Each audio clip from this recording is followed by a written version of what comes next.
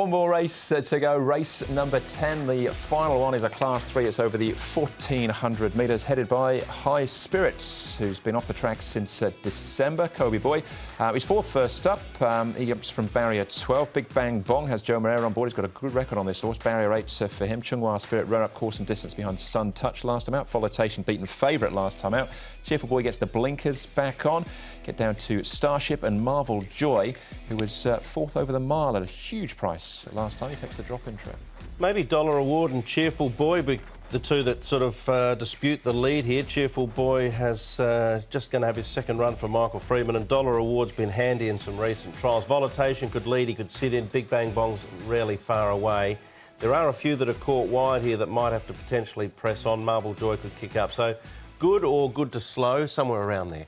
Here's Bubba Mummo. This will be his 10th run for the season. He's yet to win this season, but this is only his third start back in Class 3. So he looks quite well placed, and he's very fit horse. We see him most mornings in his track work. You can see him working there. Kobe Boy will be second up after a long spell, and he did win really nicely on debut and then backed it up with a nice run last time behind Circuit Hasler. So natural improvement. He should strip fitter for that run as well. He's come up favourite early on.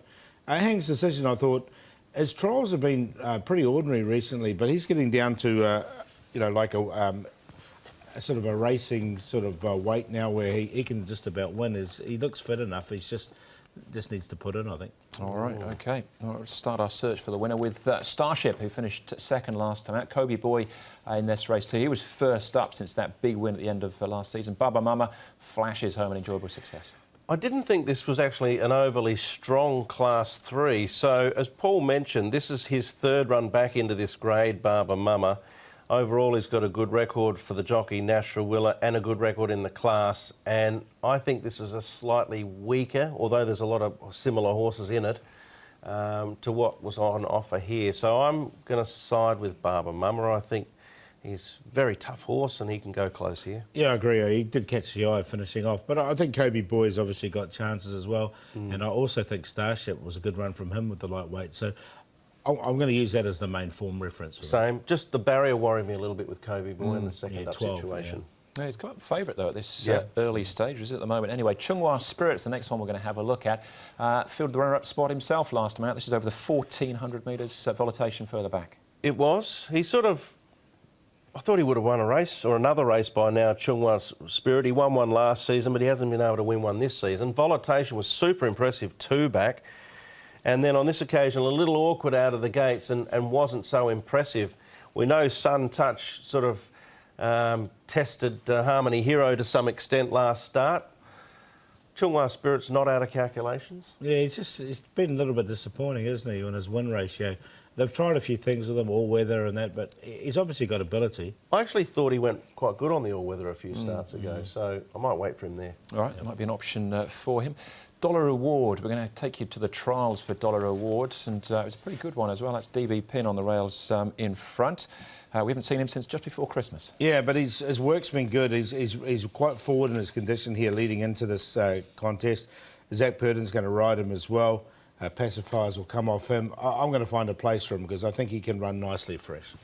Had a couple of little excuses recently, and that's the reason he's a little bit fresh. Well, I'm going to sit on the fence. It is his first run at Sha Tin, though, and he might take a liking to the bigger track. All right, OK. Decision time on the 10th, Paul. Kobe Boy, the favourite from a wide gate. Yeah, got him in for second because I think he's got plenty of ability, this horse, but I've got Bubba Mummo on top. I think this could be his race, and he did catch the eye when he flashed home last time. He's definitely Class 3 for him. So 2 to beat the 3. Dollar Reward coming in fresh, and Starship. Now he's got these light weights. It was a really eye-catching run from him last time as well. So I went 2, 3, 11 and 13. I'm happy just to back the 2 to win at 490. Yeah, I'm going to make him the best of the day on an each-way basis, Bubba Mummo. There's a couple of other nice bets earlier on in the day, but they'll all be short. So happy to go with him each way. If you're winning a bit, you can have a decent crack at him. Starship, Volatation. Because I think this is slightly easier, I think Roundabout's worth another little chance too. Regency Bobo, Simply Brilliant, Conti are the 3 horses he's finished behind of late. But I'm happy to play the 2 to win if you're confident, and each way if you're not. All right.